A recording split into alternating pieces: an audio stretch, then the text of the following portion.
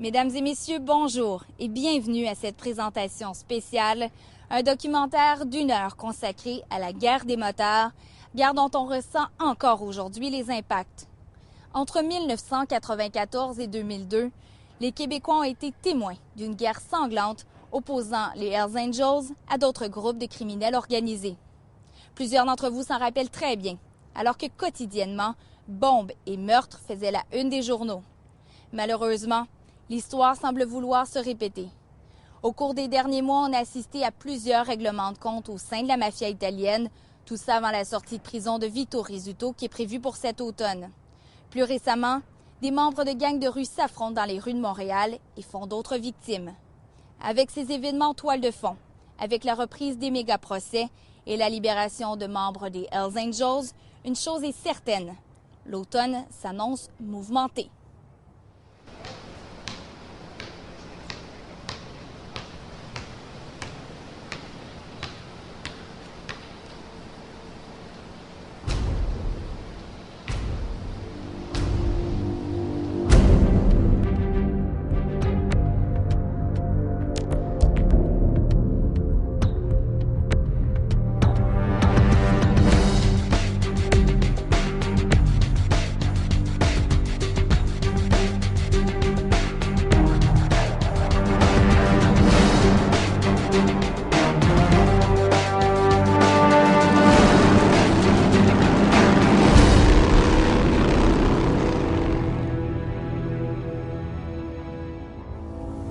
On a affaire à une gang de motards à l'échelle internationale.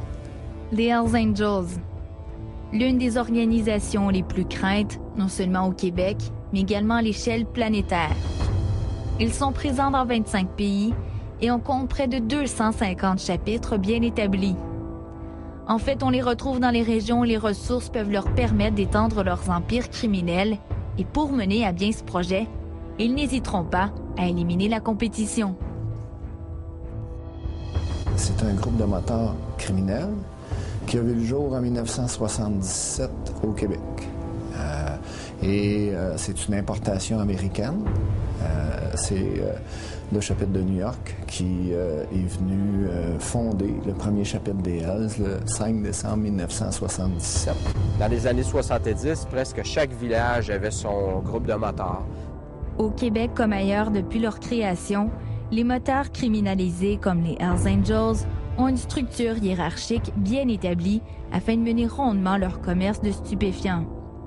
Chaque grande organisation de motards criminalisés a normalement des clubs affiliés, comme les Jokers, les Evil Ones ou bien les Rockers, qui seront plus tard connus pour leur grande implication dans la guerre des motards. Ces membres des clubs désirent tous, un jour ou l'autre, porter l'ange de la mort, fier emblème des Hells Angels. Le membre, c'est l'autorité suprême. C'est le haut de la pyramide. Tout ce qui est en bas de ça, là, ce n'est là que pour servir. Le membre des Hells Angels, ce qu'on appelle le full patch, a droit de vie ou de mort sur tout ce qui est en bas de lui. Il y a 8 paliers pour partir d'en bas complètement, là, d'un club affilié, pour t'emmener au top de la pyramide. Il n'y a pas une tape sa gueule. Il n'y a pas un méfait. Il n'y a pas une activité criminelle qui se fait, qui n'est pas commandée par en haut. Avant d'être membre dans un club de motards, tu vas être un prospect.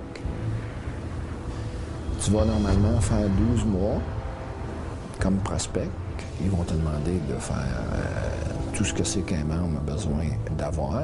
Et qui était prêt à faire les basses besognes des Hells Angels full patch.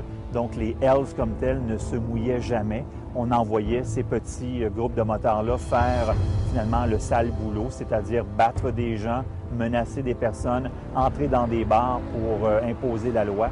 Et c'était un peu comme ça que les Hells étaient capables d'imposer le respect. Chacun a un rôle à jouer. Puis le rôle des motards, à cette époque-là, c'était de tisser des liens à l'intérieur des bars où est-ce qu'on trouve des consommateurs de drogue.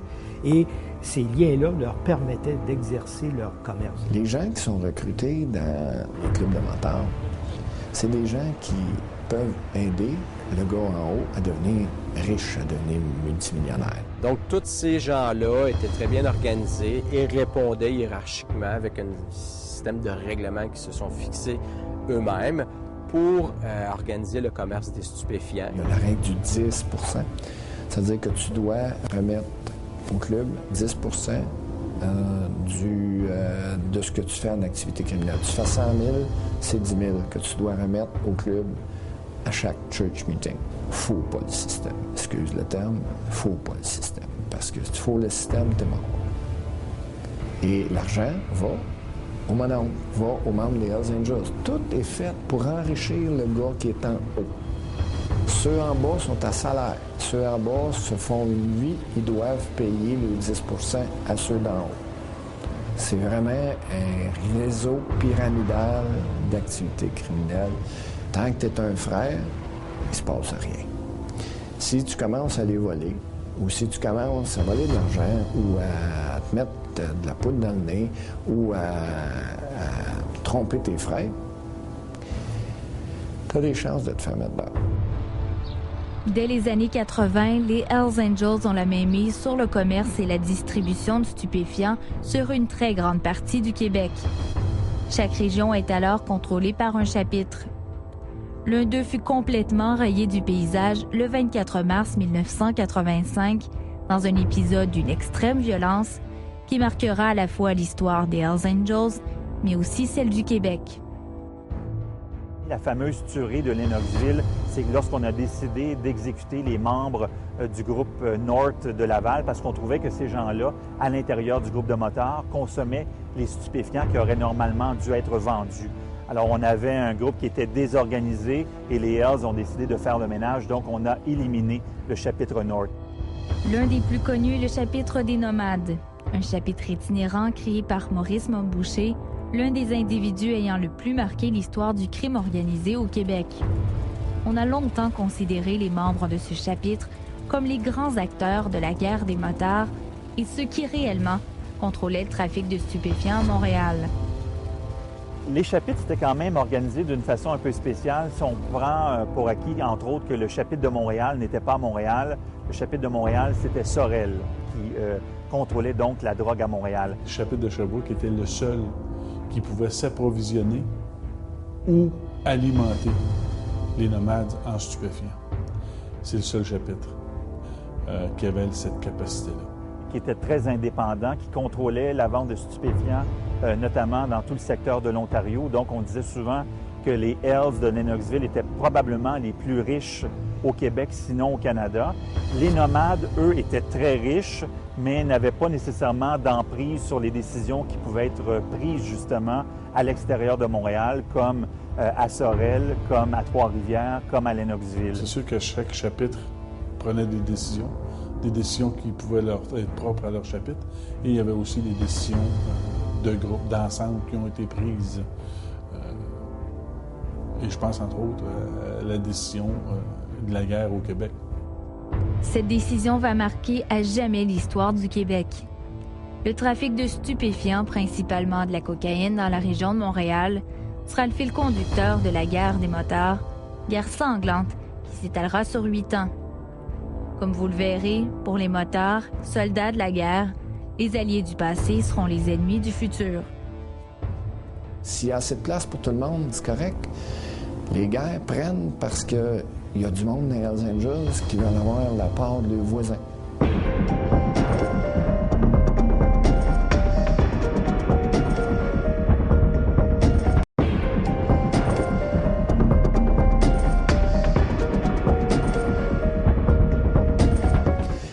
Toutes les fois où il y a eu des guerres de motards dans le monde, les Hells Angels ont toujours été les instigateurs.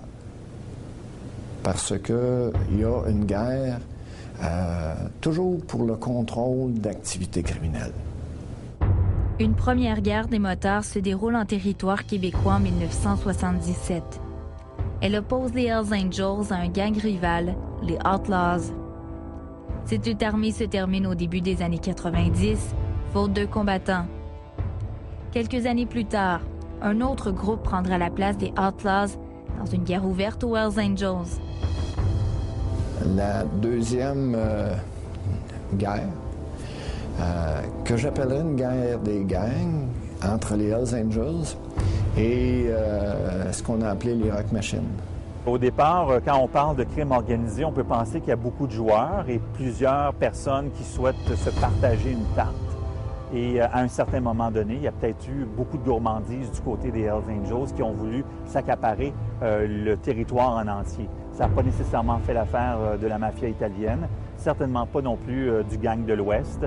Ça n'a pas fait l'affaire de ceux qui étaient à l'intérieur de l'Alliance. Ça explique pourquoi il y a eu effectivement un début de guerre. À l'époque, en 2000, lors de l'enquête, on avait justement trouvé saisi une carte de la ville de Montréal qui était clairement définie. Qui avait quelle partie de la ville? On dit souvent que les Irlandais, on parlait entre autres à l'époque de la famille Matix, que ces gens-là contrôlaient l'arrivée des stupéfiants dans le port de Montréal et on avait besoin de ces contacts-là pour faire entrer des containers remplis de cocaïne, remplis de hashish. S'il y a assez de place pour tout le monde, c'est correct. Les guerres prennent parce qu'il y a du monde dans les Hells Angels qui veulent avoir la part de leurs voisins. C'est là où on pouvait voir soit un incendie criminel, soit des gens qui étaient tués. Il n'y avait pas de limite. Il fallait s'approprier du territoire et toute personne s'objectant à cet objectif-là en payait le prix. Le groupe des Rock Machines est fondé en janvier 1989 avec à sa tête Salvatore Casetta. Maurice Momboucher est alors membre en règle des Hells Angels et fournit en stupéfiants Casetta, qui les redistribue par la suite aux revendeurs de l'est de la ville. Cette entente entre les deux organisations va se poursuivre jusqu'à l'arrestation de Casetta par un agent double américain. Il est emprisonné en 1993, ce qui laisse le champ libre aux idées d'expansion de Momboucher. Les absents ont toujours tard, donc Casetta n'est pas là. Boucher a décidé qu'il prenait l'Empire à Casetta. À une certaine époque, Maurice Momboucher s'est considéré comme un être pratiquement invincible. Il avait choisi de vivre de la criminalité et de la vivre publiquement, sa criminalité, de s'afficher. C'est assez rare, c'est pas typique de la mafia italienne. Les premiers actes qu'on voit, c'est des ripostes au climat de terreur que Boucher avait instauré. Ça faisait l'affaire des autres groupes de voir un petit groupe comme les Rock Machines tenir tête aux Hells Angels. Pendant ce temps-là, les Hells n'étaient pas capables d'envahir tout le territoire. Au 14 juillet 1994, une série d'événements déterminants se produisent. En plus d'un règlement de compte ce soir-là, les policiers arrêtent 2 personnes avec l'intention d'abattre Maurice Momboucher. La police intercepte également des membres de l'Alliance qui ont en leur possession une importante quantité d'explosifs. Leur cible, le local des Death Riders de Sainte-Thérèse, un club affilié aux Hells Angels. Un autre complot, celui-là des Rock Machines, est déjoué par l'arrestation d'individus en possession d'une quantité impressionnante d'explosifs sur la rive sud et dans l'est de l'île de Montréal. Pour plusieurs spécialistes, c'est ce qui marquera officiellement le début de la guerre des motards. Les Hells Angels étaient contre ce qui était les Rock Machines et certains indépendants de l'époque. Les spécialistes de la police, je me rappelle, Guy Ouellette me disait souvent à l'époque, les Rock Machines, ce ne sont pas vraiment des motards parce que la plupart de ces gens-là n'avaient même pas de moto. Et en principe, pour avoir l'étiquette de motard, il fallait presque posséder une Harley-Davidson. Chez les Rock Machines, c'était pas le cas. Mais malgré tout, on s'était quand même donné cette image-là en portant des vestes semblables à celles portées par les Hells Angels, avec aussi le petit logo 1% pour un pourcentiste, c'est-à-dire que 99% des motards ne sont pas criminels, mais 1% des motards le sont, et on était fiers de l'afficher. Donc, on peut dire que les Rock Machines, comme tels, constituaient un groupe de motards, mais pas tout à fait au même sens que les Hells Angels. Les Hells avaient établi suffisamment avaient tissé leur toile d'araignée tellement large qu'il y avait tellement d'argent qui rentrait qu'il n'y avait presque plus rien pour les arrêter. Je vous dirais que jusqu'aux années 2000, début des années 2000, ils étaient vraiment sur une lancée qui les ont amenés à avoir un contrôle quasi total au niveau de l'approvisionnement et de la distribution de stupéfiants sur l'île de Montréal et provincialement également. En plein apogée de la guerre des motards, l'organisation des Rock Machine doit aller chercher de l'aide à l'extérieur. Les Bandidos arrivent dans le décor parce que les Rock Machine mènent une lutte contre les Hells Angels, mais à un moment donné, le groupe commence à s'essouffler. Et on a eu l'impression que, dans le fond, d'aller chercher de l'aide à l'extérieur, c'était peut-être une solution pour eux, d'avoir comme une espèce d'accréditation d'un groupe officiel. Parce qu'on le disait tantôt, les Rock Machine ne sont pas nécessairement vus comme de véritables motards, mais les Bandidos sont vus comme probablement l'organisation numéro 2 dans le monde après les Hells Angels à cette époque-là. Du côté des Hells Angels, tous les moyens sont bons pour étendre leur territoire et leur suprématie. En décembre 2000, plus ou moins 180 membres de différents chapitres de clubs autres que les Hells Angels ont été patchés directement, membres en règle, Hells Angels, de différents chapitres en Ontario. Et ce qu'on a fait, dans le fond, c'est qu'on est allé chercher des petits groupes de motards qu'on a absorbés, qu'on a inclus dans le groupe des Hells Angels. Et aujourd'hui, on peut dire que les Hells de l'Ontario sont sans doute parmi les plus puissants au pays, sinon en Amérique du Nord. La multinationale a englobé les plus petits pour les amener dans leur organisation. Entre 1994 et 2002, la guerre des motards fait la une des journaux quotidiennement. Attentats à la bombe, règlements de compte, tentatives de meurtre, menaces, extorsions. Les Québécois sont confrontés jour après jour à ces épisodes de violence. Chez les motards, quand on tue quelqu'un, d'abord, on veut laisser un message. On laisse le message qu'on est super puissant à la population, mais on le laisse aussi à l'organisation en disant, regardez bien, là, si vous venez jouer contre nous ou si vous jouez contre nous, même si vous faites partie de l'organisation, c'est de même qu'on règle les cas. Avant d'exécuter quelqu'un ou avant d'exécuter un meurtre, il y avait toute une phase de renseignement où on cueillait la majorité d'informations. Il restait où, il sortait avec qui, il faisait quoi, quand est-ce qu'il sortait ses vidanges, il allait faire ses épiceries, avait-tu des enfants, etc., avec qui il se tenait. Et à un moment donné, la commande était passée. Là, il y avait un tueur qui arrivait ou il y avait quelqu'un qui voulait monter dans l'organisation et c'était à son tour qui venait faire la job. Normalement, là, un meurtre se faisait, on faisait du renseignement, on tuait la personne. En dedans de 5 km, on brûlait le véhicule avec tout le linge dedans. Laisser le moins de traces possible. Il y a un code. Il faut que tu fasses les choses correctement. Tu laisses pas de traces. On brûlait des véhicules, on brûlait des armes, on brûlait tout ce qui était une trace d'un crime qui venait d'être commis. Et quand la personne laissait trop de traces, elle devenait un danger. Quand tu tues pour l'organisation, quand tu exécutes un meurtre ou plusieurs pour l'organisation, tu portes une décoration sur laquelle ça va être écrit « Filthy Few ». Et ils sont très peu à porter ça. Et quand ils portent cette décoration, ils sont fiers. Ça veut dire qu'ils sont reconnus dans les organisations.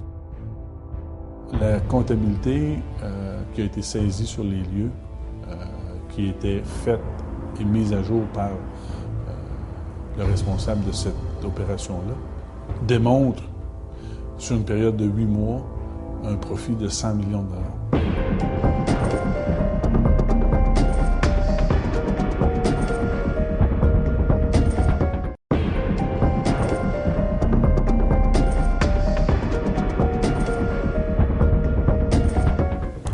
J'étais hier parce que j'étais à Magog, avec les policiers de Magog. J'étais en train de préparer la cause d'un Hells Angels du chapitre de Sherbrooke, Sylvain Vachon, qui est arrêté dans les jours avant. Quand mon pagette puis mon téléphone s'est carrément emballé parce que personne ne pouvait croire qu'on venait d'avoir une bombe à 2h20 d'après-midi. Le 9 août 1995, en début d'après-midi, une voiture piégée explose sur la rue Adam dans le quartier Hochelaga-Maisonneuve. C'est Marc Dubé, 26 ans, ayant des liens avec les revendeurs de stupéfiants, qui meurt dans l'attentat. Malheureusement, l'explosion fait une autre victime, Daniel Desrochers, 11 ans, qui jouait à proximité de la Jeep. Dans l'opinion populaire, on avait souvent tendance à dire, bon, les motards s'entretuent entre eux, c'est pas tellement grave. J'entendais souvent des gens dire, lorsque je faisais un vox pop, tant qu'ils font le ménage entre eux, ça va nous débarrasser des bandits. Le petit Desrochers, on le savait, il n'avait rien à se reprocher. Il a eu le malheur de se trouver à jouer sur la rue au moment où le Jeep a explosé de l'autre côté de la rue. Et à partir de ce moment-là, je pense qu'il y a eu une pression populaire pour que le gouvernement fasse quelque chose, pour qu'on crée une escouade, l'escouade Carcajou, qui est vraiment venue changer complètement le portrait. Parce qu'à partir de ce moment-là, les policiers ont pu mettre les bouchées doubles, ont eu des investissements qui leur ont été donnés pour mener des enquêtes, parce que ça coûte cher. Suivre des motards, les épier, les prendre en filature, faire des heures supplémentaires pour suivre ce monde-là, ça coûte énormément d'argent. Avant l'annonce de Carcajou, et je me souviens du 20 septembre, 9 bombes ont sauté au Québec. Le lendemain, on a une caricature du premier ministre du temps, parce que les 12 premières pages du journal, c'est pour les bombes qui sautent au Québec, etc. Et on ne parle pas d'enjeux politiques, on parle de bombes, de guerre, de sécurité publique grandement perturbée. Il y a beaucoup de renseignements qui s'étaient faits dans les différents corps de police auparavant, mais chacun travaillait en vase clos et on regroupait à l'intérieur d'une même unité les meilleures pratiques, les meilleures informations. Et puis, il y avait beaucoup de personnel qui était affecté à ces enquêtes-là, étant donné qu'il y avait un climat de terreur là, à travers le Québec. La création de cette escouade est la première étape vers les grandes opérations policières visant ces groupes de motards. Les grands corps policiers décident en fait d'unir leurs forces dans le but de faire tomber l'organisation des Hells Angels et des autres groupes de motards. Pour l'une des premières fois, les motards se sentent menacés et décident de répliquer. À partir du moment où Maurice Montboucher a décidé de déstabiliser le système et de s'en prendre, par exemple, à des juges, à des avocats, à des policiers, des gardiens de prison, c'était le genre de personnes qui se sont retrouvées sur la liste des nomades. À ce moment-là, on a vraiment franchi une étape très importante. On a décidé qu'on était pour attaquer le système et on a décidé peut-être que les gardiens de prison étaient les plus facilement atteignables, moins protégés. Et il y a eu 2 tentatives de meurtre qui se sont avérées finalement des meurtres. Il y a une gardienne de prison qui a été tuée sur l'autoroute avec 2 personnes qui circulaient en moto, sont arrivées à la hauteur de son véhicule, qui ont tiré à son direction et qui ont réussi à l'abattre. Et il y a eu l'autre gardien de prison qui faisait un transport dans l'est de Montréal, qui a vu son autobus être immobilisé et il y a quelqu'un qui s'est présenté devant le véhicule, qui a tiré plusieurs projectiles à travers la vitre et qui a tué le chauffeur. Et si ça n'avait pas été de ces idées de grandeur, ça aurait peut-être été différent dans l'histoire des motards et des policiers qui sont intervenus auprès d'eux. Maurice Montboucher, c'est 2 choses. Dans le fond, c'est un avantage et un désavantage, selon moi, pour les Hells. En tout cas, c'est comme ça qu'il était vu par les experts. C'est-à-dire que Montboucher a mis beaucoup d'argent dans les poches des autres motards, parce qu'avant Montboucher, les Hells étaient un groupe important, mais jamais autant qu'ils l'ont été au plus fort de la lutte de la guerre des motards. Mais d'un autre côté, Montboucher avait tellement de grandes idées d'expansion, voulait tellement avoir tout le gâteau juste pour lui, qu'à un certain moment donné, on a eu l'impression qu'il a attiré la chaleur sur les motards. Stéphane Godas-Gagné va sceller le destin de Maurice Montboucher. Le 5 décembre 1997, lors du 20e anniversaire du chapitre de Montréal à Sorel, il est arrêté par l'escouade Carcajou. Tueur à gages, il a participé au meurtre des 2 gardiens de prison. Lors de son interrogatoire, incapable de rejoindre ses avocats, il se croit abandonné de l'organisation et pense que sa tête est mise à prix. Il se met donc à table et devient le délateur à l'origine de la chute de Maurice Montboucher. C'est clair que c'est pas Montboucher qui est allé tuer les 2 gardiens, c'est pas lui qui tenait l'arme, mais la preuve qui a été amenée au procès nous a démontré que Montboucher était celui qui avait commandé le meurtre. Et après l'arrestation de Maurice Montboucher, j'ai souvent entendu des gens dire « Ah, là on revient au calme, Maurice en voulait trop, on faisait notre petite business avant, maintenant qu'il est parti, on va pouvoir reprendre nos activités. » Les activités ont vraiment plus jamais été les mêmes après son incarcération. Montboucher est arrêté une première fois pour le meurtre des 2 gardiens de prison le 18 décembre 1997. Il sera acquitté à la suite d'un procès très controversé. On remet alors en cause la façon de faire de ces procès En fait, on a des raisons de croire que les jurés ont été victimes d'intimidation. C'est la juge France Charbonneau, à l'époque procureure de la Couronne, qui décide de porter la cause en appel. Le 10 octobre 2000, Mom est arrêté une seconde fois et sera finalement reconnu coupable le 5 mai de la même année. Il se voit imposer la peine la plus sévère prévue par le Code criminel, soit la prison à perpétuité. Il y a eu 9 victimes innocentes, 20 tentatives de meurtre d'innocents aussi. On a fini avec 165 morts, 181 tentatives de meurtre, 16 disparus. Parmi les victimes innocentes, on compte aussi Michel Auger, journaliste au Journal de Montréal à cette époque. Il va survivre miraculeusement à un attentat dans le stationnement du journal en septembre 2000. D'autres n'auront pas la même chance et seront tués simplement parce qu'ils étaient au mauvais endroit, au mauvais moment. On n'a pas toujours accusé, on n'a pas toujours été factuel pour pouvoir amener des preuves devant les tribunaux, mais on a une très, très bonne idée en cours d'année, puis au cours des dernières années, de qui a fait quoi, qui a tué, qui était sur tel ou tel assassinat. Comme on leur dit, regardez, vous faites votre travail, on fait le nôtre, puis quand vous ferez des erreurs, bien, on vous arrêtera, puis on vous traduira devant les tribunaux. Je peux vous dire que ça a causé des dommages absolument immenses, des explosions, des attentats en pleine ville de Montréal, des enfants qui avaient été blessés, des familles qui avaient été traumatisées. Ça a créé énormément de dommages, ça a coûté très cher. On pense souvent aux crimes qui ont été commis, aux gens qui sont décédés, puis aux dommages que ça peut causer au tissu social.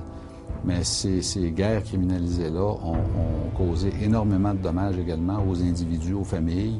Il y a des gens qui n'ont jamais pu retravailler depuis ce temps-là. J'en ai représenté plusieurs. Et à un moment donné, un juge qui a décidé que c'était pour être trop long et on a relâché des gens. Et ça fait pas l'affaire des policiers. Travailler aussi longtemps pour arrêter du monde, puis de voir les tribunaux les libérer parce qu'on n'a pas le temps de les traduire devant les tribunaux assez rapidement. Grande source de frustration pour les enquêteurs.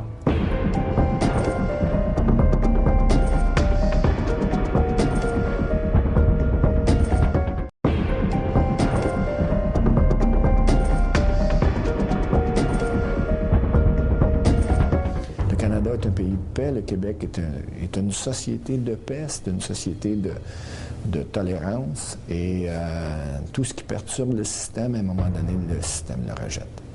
On vivait dans une situation où les motards étaient des criminels. Ils s'affichaient sur la rue en disant « J'en suis un et je vais continuer de l'être, je vais continuer de faire de l'argent sur le dos des consommateurs de drogue, puis je vais continuer à tuer pour garantir mon autonomie ou ma suprématie sur le territoire. » C'est pas tous les jours qu'on voit ça. Alors que c'était extrêmement grave. Il n'y a pas beaucoup de communautés dans le monde où est-ce qu'on peut dire que les motards se sont affrontés sur un terrain devant des policiers et qui tenaient tête à la justice, tenaient tête aux policiers. Et chez les motards, on tente le moins possible d'attirer l'attention. Si on regarde l'histoire des motards dans les dernières années, c'est souvent que ce qui a attiré leur perte, c'est d'attirer l'attention des policiers, des médias et de la population québécoise en général. Ça faisait longtemps que la population demandait qu'il y ait des interventions policières énergiques qui soient faites. Il y avait plus de 100 crimes qui avaient été commis, il y avait des guerres de motards, il y avait eu beaucoup de victimes. Les policiers interviennent finalement le 28 mars 2001 dans l'une des plus importantes et cruciales opérations policières de leur histoire.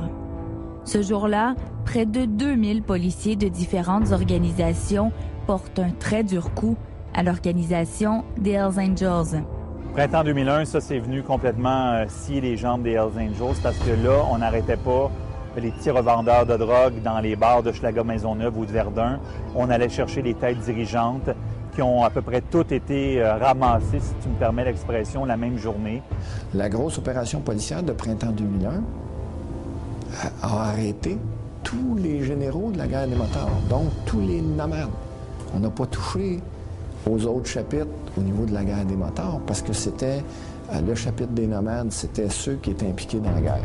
C'est sûr que c'était des individus, si vous me permettez, assez fort calibre.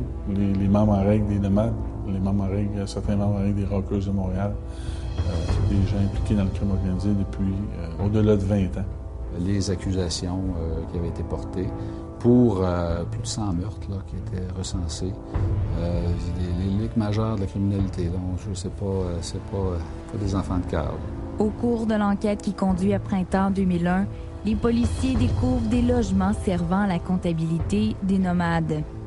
Sur la rue Beaubien, à Montréal, les personnes travaillant pour le compte des nomades fonctionnent avec 2 unités dans le même immeuble à condo afin de recevoir puis compter l'argent issu du commerce de stupéfiants. Plus ou moins entre 8h30 et 4h l'après-midi, des gens venaient porter des sommes d'argent, tantôt dans des boîtes, dans des sacs sport, dans des valises, dans des packs-sacs. Le job, c'était juste d'ouvrir la porte, prendre le sac, mettre le sac là. Il y a quelqu'un qui venait chercher la poche de hockey, qui a descendu à un autre appartement, il la comptait. Il mettait ça dans un petit livre, il prenait ça, il mettait ça dans un autre appartement, il mettait ça dans un coffre-fort. On a ramassé toute la comptabilité. Ça marchait tout par surnom. Mais il faut, à un moment donné, être capable de relier tel surnom correspondait à un tel, parce que c'était des gens du club affilié reliés au chapitre des Hells de Trois-Rivières ou de Sherbrooke qui venaient porter des grosses passes d'argent. On a pu voir vraiment l'ampleur et puis déterminer que c'était eux qui faisaient la vente au niveau de la rue pour les stupéfiants. Donc, des sommes colossales d'argent. À tous les jours, c'était des millions de dollars. La comptabilité qui a été saisie sur les lieux, qui était faite et mise à jour par le responsable de cette opération-là, démontre, sur une période de 8 mois, un profit de 100 millions de dollars. Avec l'opération Printemps 2001, les policiers avaient arrêté les membres principaux de l'organisation, ceux aux commandes de la guerre des motards. 8 ans plus tard, le 5 avril 2009, avec l'opération Shark, les policiers récidivent. Cette fois-ci en saisissant les bunkers des motards et en mettant sous les verrous les soldats de la guerre. La quasi-totalité des membres en règle des différents chapitres ont été arrêtés. Moi, je pense que la plus grosse frappe, ça a été Printemps 2001 parce que là, on arrêtait tout le monde. On arrêtait tous les proches de Maurice Montboucher. Shark, c'était une autre paire de manches. Il y avait moins de vedettes, je dirais, au sein des Hells Angels qui ont été arrêtés, appréhendés à ce moment-là. Parce qu'il fallait quand même, on est dans une société de droit ici, là, il fallait quand même que ce ne soit pas les méchants qui gagnent, c'est toujours bien la police qui est supposée d'être l'autorité suprême, pas une gang de motards. Pour conduire leurs enquêtes, accumuler de la preuve et porter des accusations, les policiers auront l'aide de délateurs, des témoins repentis, membres d'organisations criminelles.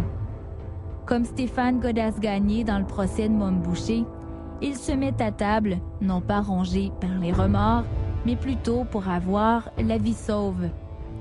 Danny Kane sera aussi l'un d'eux. Témoin de nombreux délits, il a aussi commis des meurtres pour les Hells Angels. Il travaillera pendant plusieurs années pour la police avant de s'enlever la vie avant le début des procès. Heureusement pour les enquêteurs, son témoignage a pu être présenté en cours. Et les délateurs, là, habituellement, quand ils décident de se mettre à table, c'est parce qu'ils sont rendus au bout du rouleau pour eux-mêmes.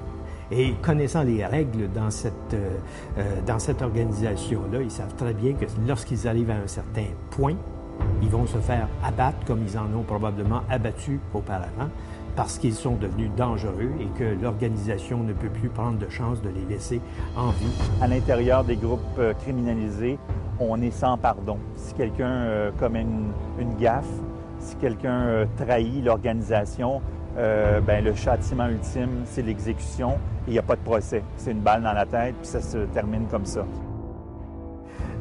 Il y a encore, aujourd'hui, malgré toutes les opérations, malgré toutes les mises en accusation, ça fait qu'on a encore des gens qui s'affichent et qui disent « Moi, je fais partie d'une organisation considérée comme étant criminelle. » Parce que l'objectif des motards, c'est pas de se promener en bicycle.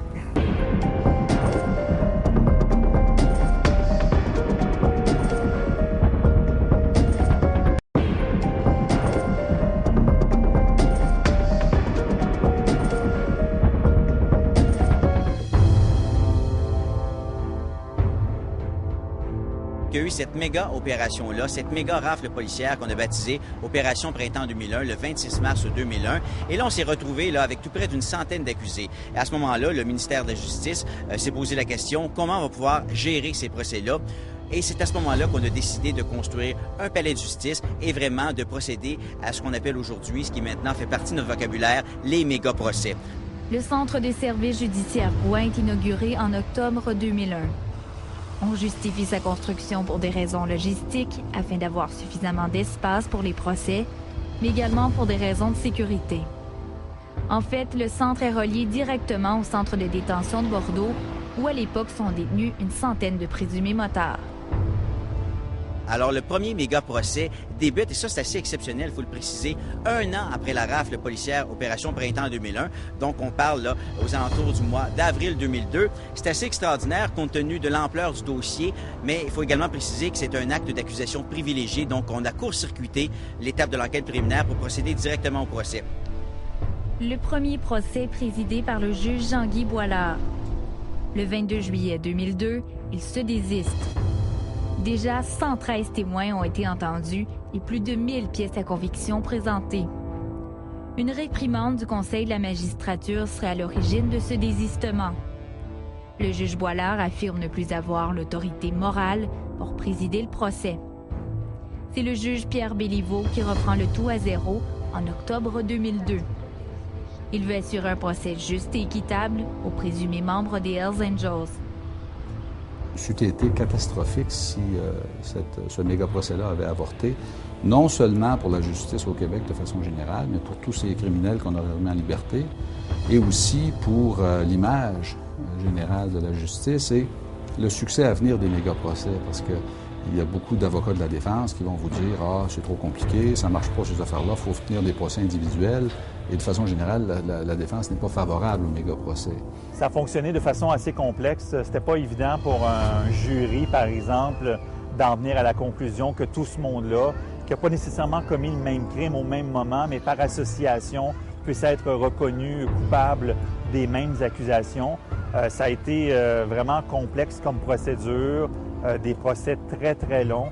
Quand on se retrouve juré pour plusieurs mois face à des criminels notoires, on peut même craindre pour sa propre sécurité. Donc, un méga procès, c'est un méga problème pour un jury parce que, à la toute fin, là, il s'est dit tellement d'affaires que c'est compliqué d'en arriver à une décision finale unanime pour 12 hommes et femmes bien intentionnés.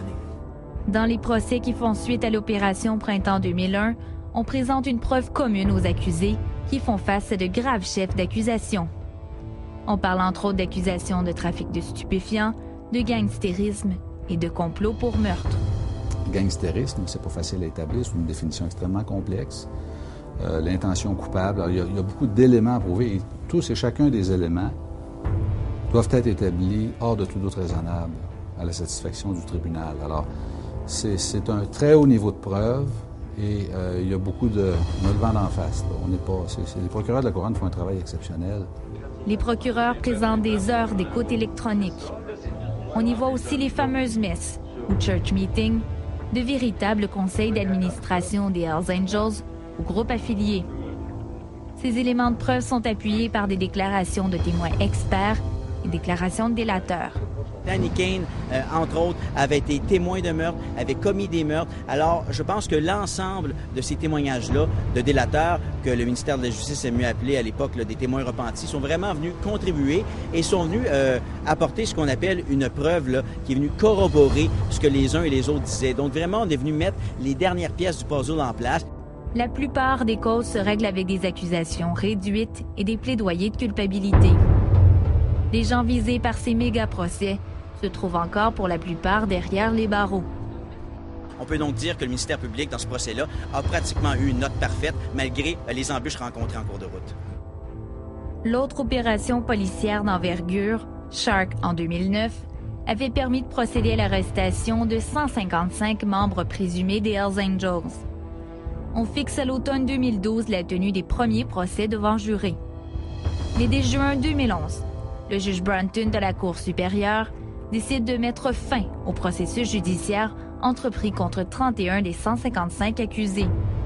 Il estime les délais déraisonnables. Les 31 qui ont été libérés étaient touchés par des accusations réduites. Les autres sont accusés d'avoir commis 22 meurtres entre 1996 et 2002. Il y a 31 accusés qui ont été libérés de toutes les accusations de trafic de stupéfiants. Ce qu'on tentait de démontrer du côté des avocats de la défense, c'est que ces méga procès-là étaient tout simplement ingérables. Vous savez, on doit fonctionner par groupe, donc des gros procès, mais quand même séparés en plusieurs groupes d'accusés. Et ce qui arrive, c'est que le juge James Brunton avait calculé qu'après les procès pour meurtre, complot de meurtre, les procès pour trafic de stupéfiants allaient avoir lieu en 2017 ou encore en 2018, qui seraient totalement déraisonnables. Alors, c'est en partie ça, sur ça que son argumentation s'est basée. Il y a à un moment donné un juge qui a décidé que c'était pour être trop long et on a relâché des gens. Ça fait pas l'affaire des policiers. Travailler aussi longtemps pour arrêter du monde, puis de voir les tribunaux les libérer parce qu'on n'a pas le temps de les traduire devant les tribunaux assez rapidement. Grande source de frustration pour les enquêteurs. Il ne faut pas se tromper, parce que c'est des gens dangereux qui peuvent être remis en liberté avec toutes les conséquences que ça peut impliquer, le risque que ça peut impliquer aussi pour les témoins, les victimes qui se sentent complètement démunis puis qui se sentent menacés par ces gens-là qui sont en liberté. Ça nous a démontré aussi les faiblesses du système. C'est pas évident de faire comprendre à un groupe de 12 personnes que cette preuve-là peut s'associer à toutes les personnes qui se retrouvent derrière les barreaux. C'est complexe, c'est pratique, mais c'est complexe en même temps. Et ce qui est particulier, c'est qu'on se rend compte aujourd'hui que l'ère des méga-procès est loin d'être terminée. À preuve, avec l'opération Shark, il y en a encore plusieurs qui vont se dérouler jusqu'aux années 2017-2018. Alors, malgré ces nombreux dénigreurs, force est d'admettre que le Centre judiciaire Gouin, encore une fois aujourd'hui, a toute sa raison d'être. C'est sûr que c'est plus difficile, c'est plus compliqué, mais on va développer une expertise de méga-procès. Puis depuis 10 ans, le premier méga-procès qui a réussi, ça a été en 2003, par le biais des plaidoyers de culpabilité. C'est quand même un dénouement. C'est pas parce que ça se règle à l'amiable, par des plaidoyers de culpabilité assortis de peines qui sont soumises de consentement par la défense et la couronne, que c'est pas un dénouement heureux. Les motards sont encore là. Les motards sont encore là. Il y a des groupes qui sont encore là. Il y a des secteurs qui sont encore vraiment sous le contrôle de gens importants.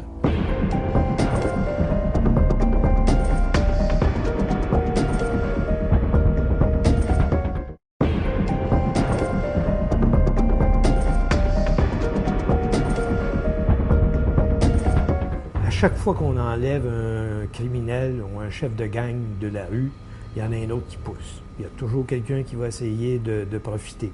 Il va profiter du vide dans la criminalité pour tenter d'établir son territoire ou d'agrandir son territoire puis de procéder ou de faire ce que l'autre faisait avant lui. Presque la totalité des membres en règle des Hells Angels ont été arrêtés par les deux grandes opérations policières. Même chose pour les Bandidos, venus à la rescousse des Rock Machine au début des années 2000. L'organisation a été décimée par une opération policière 2 ans plus tard, l'opération Amigo. Plusieurs se questionnent maintenant à savoir si les Hells Angels sont toujours en vie et qui a profité de leur absence. Comment ça se fait que il y a encore aujourd'hui, malgré toutes les opérations, malgré toutes les mises en accusation, comment ça se fait qu'on a encore des gens qui s'affichent et qui disent « Moi, je fais partie d'une organisation considérée comme étant criminelle ». Parce que l'objectif des motards, c'est pas de se promener en bicycle. Les motards sont encore là. Les motards sont encore là. Il y a des groupes qui sont encore là. Il y a des secteurs qui sont encore vraiment sous le contrôle de gens importants. On a même vu une certaine relève être exercée par les Hells de l'Ontario. Les Hells de Sherbrooke n'ont presque pas été touchés par Printemps 2001 ou à peu près pas. Donc, les Hells existent toujours, mais à Montréal, ça a changé un peu le portrait. T'as entre autres les gangs de rue qui en ont profité. T'as certains autres indépendants qui en ont profité. Parce que le marché est encore là. Ça, les gangs de rue, c'est plus compliqué parce qu'on utilise des mineurs pour commettre des crimes. Et à partir de ce moment-là, les policiers n'ont pas, et le système judiciaire n'a pas les mêmes moyens que lorsqu'on fait affaire avec des adultes. Il y a beaucoup de gens qui prévoyaient que les gangs de rue prendraient une place incroyable, mais je pense que l'organisation des Hells Angels, des Rock Machine, donc tous les motards criminalisés, avait déjà beaucoup de gens qui étaient des gens de confiance, qui n'ont pas été touchés par les opérations. Il va toujours y avoir des conflits quand des organisations vont tenter de de s'assurer d'une certaine forme de suprématie sur le commerce de la drogue, entre autres. Parce que, d'une part, il y a des Italiens qui continuent de jouer là-dedans. Les Italiens à Montréal sont actuellement faibles à cause de ce qui s'est passé, de l'incarcération de Vito Rizzuto. Qu'est-ce qui va arriver quand Rizzuto va obtenir sa liberté? On ne le sait pas. Mais là, ces gens-là sont sur le point d'être relâchés pour la plupart. Et il y a des grosses pointures des Hells qui, au cours des années 2012, 2013, 2014, vont être relâchés. Est-ce que ces gens-là vont reprendre du métier? Probablement, pas tous, mais certains d'entre eux, parce que l'appât du gain est là. Ces gens-là contrôlaient la vente de drogue à Montréal et je pense pas que du jour au lendemain, ils vont vouloir céder à d'autres ce qu'ils ont si chèrement défendu. Mais ça n'empêche pas que certains de ces individus qui vont retrouver leur liberté, qui ont connu le pouvoir et la puissance que ça donnait d'être un membre des Hells Angels, vont sûrement être tentés de retourner dans cette forme de criminalité-là. Mais ce qui est particulier, c'est que nous, on a connu un groupe de Hells Angels ici il y a une dizaine d'années et on se rend compte, 10 ans plus tard, que ce ne sont pas les mêmes individus, que le club a vraiment réussi à rajeunir ses effectifs et c'était des gens également qui avaient un très gros roulement, qui avaient réussi à avoir des activités très, très prospères. C'est donc dire que les Hells Angels vont toujours survivre à ces importantes rafles policières. C'est pour ça que l'État a tout intérêt à continuer d'investir dans les enquêtes policières de façon à s'assurer justement de mettre ces individus-là hors d'état de nuire. Il faut que la police continue de travailler et continue d'infiltrer ces organisations-là dans l'espoir d'en attraper d'autres. Parce que, à ma connaissance, il y a encore bien de la drogue sur le marché. Il y a encore bien de la drogue qui s'importe. Puis je vois pas le jour où ça va s'arrêter.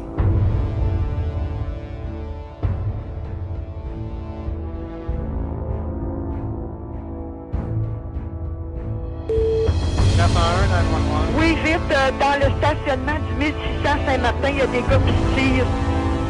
Les policiers. Madame. Oui, il est parti, madame. Comment vous savez ça? Parce que le monde, ils nous ont appelé et ils nous ont dit par où qu'il est parti. Fait qu'il est pas là, il est loin, là. Il était droit devant moi, mon char, il est parti. Bon, ça sera pas long, madame. La police est là. Le voleur, il est plus là. Celui qui a tiré, il est plus là. Il est parti. Fait que, essayez de prendre sur vous. J'ai peur qu'il m'avait vu. Non, il n'y a pas de danger, madame. Les autres, là, ce qu'ils veulent, c'est se pousser au plus sacrant.